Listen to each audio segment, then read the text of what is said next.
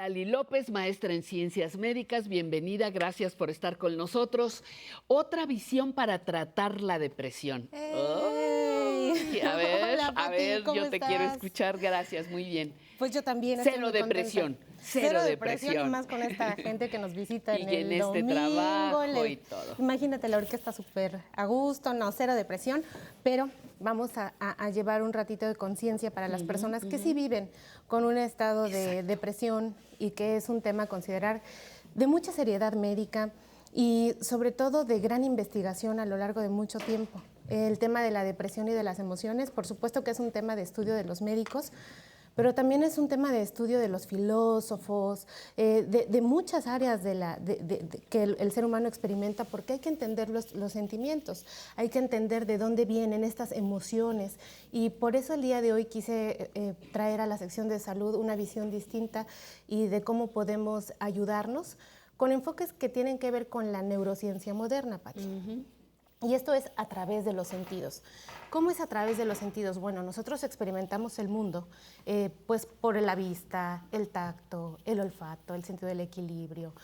Esos son los sentidos básicos. Pero últimamente sabemos que hay otros dos sentidos que acompañan a los seres humanos, que es la propiocepción y la interocepción.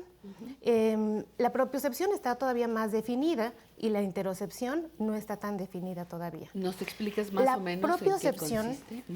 Es el sentido de darme cuenta de mis movimientos y de mis articulaciones independientemente de la vista. Es decir, por ejemplo, si yo me pongo ahorita sentada y cierro los ojos y estiro, yo puedo darme cuenta que tengo estirados y flexionados las articulaciones de mi rodilla, puedo darme cuenta del movimiento que tiene mi espalda, de la posición que tengo, y eso ayuda muchísimo a las personas a tomar conciencia para problemas de movimiento o simplemente para prevenir cualquier cosa, darse cuenta de la corporalidad. Y me gusta mucho el tema de darse cuenta, porque usualmente en los problemas que tienen que ver con depresión, las personas no nos damos cuenta de algo que está pasando. Hay algo que nos incomoda, pero no sabemos bien qué es.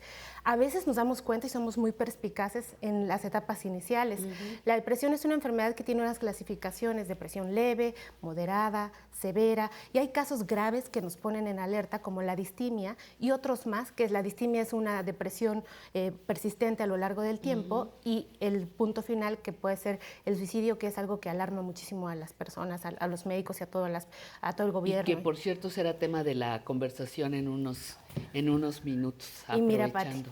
entonces, el hecho de tomar conciencia de esta corporalidad a través de la propiocepción es muy bueno, pero la interocepción es la otra parte de la moneda, de darnos cuenta de cómo están funcionando nuestros órganos internos. Es decir, la gente refiere dolor, la gente dice, bueno, tengo piquetitos, tengo sensaciones, y eso es una parte de la interocepción. Otra de las partes de la interocepción son los sentimientos. A ver, ¿qué estoy sintiendo? ¿Esto es enojo? ¿Es ira?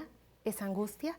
¿Es tristeza, melancolía? ¿Qué es lo que está pasando por mí y qué Ese estoy contacto es sintiendo? dificilísimo para muchas personas, es casi imposible. Casi imposible, querida Pati, pero tiene que ver con la conciencia, y por eso quise traer esa visión diferente, para que entendamos que sí tiene que ver con química, porque nosotros somos química y electricidad. Por supuesto. Nosotros somos materia con química y electricidad, pero sí tiene que ver con un cierto grado de conciencia que en algún momento decidimos tener para tener una expectativa que muy difícilmente es nuestra. Es una expectativa del padre, de la madre, del gobierno, de los hijos, etcétera. Pero eso a veces dista mucho de lo que nosotros necesitamos para nuestras propias necesidades. La interocepción ofrece la oportunidad de llegar a conectar con ese punto de conciencia y de decir, bueno, cuáles son mis verdaderas necesidades, y a través de identificar cuál es la emoción, se propone que puede haber un diverso arsenal de oportunidades para empezar a tratar la depresión desde esa perspectiva. Uno de ellos es, me doy cuenta, lo resuelvo. Si no me doy cuenta de algo, no lo resuelvo. Y entonces, si no lo resuelvo, pero me quiero sentir bien, solo puedo aquietar el síntoma a veces con un medicamento antidepresivo, a veces hay una serie de cantidad de circunstancias que podemos hacer, adicciones, relaciones conflictivas, etcétera, etcétera. La conciencia entonces trae que la propiocepción dice, bueno, entonces mi corazón está sintiendo esto, yo lo siento aquí, en dónde se siente la emoción, muchas terapias que hacen los psicólogos para este tipo de cosas, es decir, dónde siente usted la emoción, qué es lo que está pasando. Y eso, Patti, es novedoso. Acaba de salir un artículo recientemente publicado justo de la comunicación de nuestros órganos internos de acuerdo al flujo de energía que decían los chinos que existía y el proceso de interocepción, del contacto con uno mismo.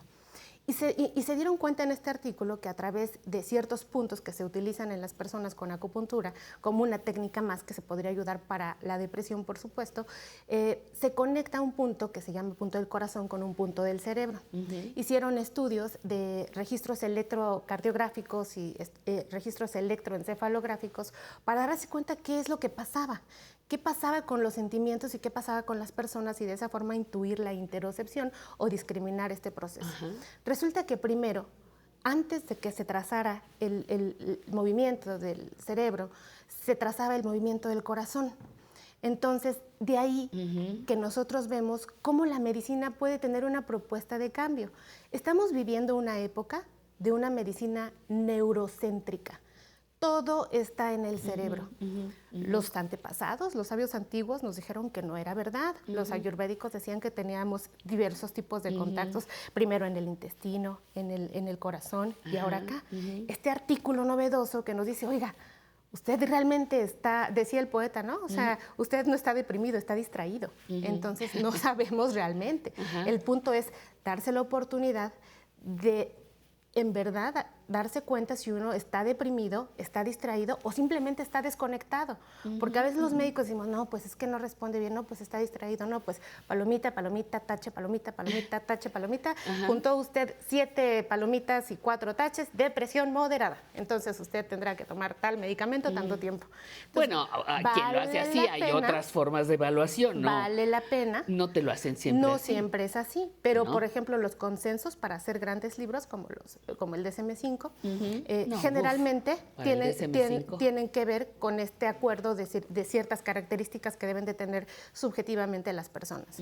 Entonces, por eso quiero ofrecer este tipo de cosas para decir, bueno, la conexión ahora no tiene que ser necesariamente neurocéntrica. Nosotros podemos apegar a que podemos conectar con nuestras emociones a través del intestino, el segundo cerebro lleno de serotonina que hemos platicado aquí. Y dónde están los alimentos, ¿Dónde los están los nutrimentos alimentos? y las neuronas que se Las neuronas, querida Patti. Y sabemos que la comunicación de este intestino con mi cerebro es a través de un nervio que se llama vago. Sabemos ahora, en este artículo que te digo, la propuesta que viene, que a mí me gusta traerles el día de hoy, que hay una conexión del corazón a través, y el cerebro, ¿a través de qué? Todavía no sabemos bien. Nosotros ahí vimos que, bueno, tiene que ver con las emociones, pero esa emoción no tardaremos mucho en saber a través de qué es. La cuestión es, nuestro cuerpo no solamente es el cerebro, no solamente somos lo que estamos percibiendo, podemos llevarnos a la conciencia a través de nuestros diferentes órganos para mejorar nuestra salud. Pues está la pregunta del público, por favor, Pam. Sí, buenas tardes. Hola. Soy Álvaro Gómez, de 62 años, y pues mi pregunta es, sé que todos, a partir de los 40 años, empezamos a tener una degeneración celular y pérdida de masa muscular. ¿Existe alguna dieta, alguna alimentación o algo que pueda disminuir este proceso? Sí, definitivamente sí, pero más allá que darlo por hecho, no es así. O sea, no es propiamente de que uno tenga 40 años o que haya estrictamente un punto de corte para que el cuerpo empiece a cambiar. Realmente es una condición que parece que se ha aprendido con la vida, pero no es una realidad. Hay personas que tienen 60, 70 años y la masa muscular está conservada. Lo que se tiene que hacer es mantener un estilo de vida saludable en base al ejercicio. Siempre les digo que el ejercicio cardiovascular es bueno para mantener el corazón, pero el músculo requiere a veces ejercicio un poco de peso, de resistencia, y siempre les digo a los pacientes de tornillito, ¿no? O sea, siempre es importante generar el roce de un hueso con el otro para permitir que se pueda regenerar este sistema. Entonces, por ejemplo, en las caderas mover, que es lo principal, la columna lumbar baja mover, el sensei aquí nos ofrece una gran cantidad de ejercicios que pueden ayudar a eso, pero definitivamente no es que, primero no podemos dar por hecho que vamos a perder masa muscular porque entonces estamos ya aceptando una profecía que dijeron que teníamos que aceptar y eso no es realidad. Nosotros tenemos una voluntad y después una dieta rica en proteínas es importantísima,